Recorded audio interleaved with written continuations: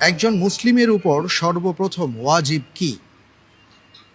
ক সালাত পড়া, খ যাকাত দেয়া, গ জিহাদ করা, ঘ তাগুতকে অস্বীকার করা।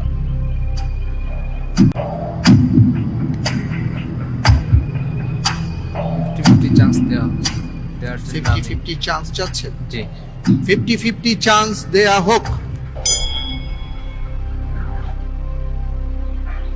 জি, ক সালাত পড়া, ঘ তাগুতকে অস্বীকার করা।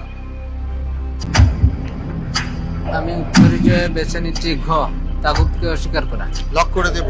জি লক্ষ্য লক করে দেয়া হোক ঘ তাগুতকে অস্বীকার করা। আপনি কি এটা অনুমানের উপর দিলেন নাকি না কোনো চিন্তা করে দিয়েছেন? চিন্তা করে দিচ্ছি। চিন্তা করে দিয়েছেন। আপনি বলছেন যে একজন মুসলিমের উপর সর্বপ্রথম ওয়াজিব হচ্ছে তাগুতকে অস্বীকার করা। জি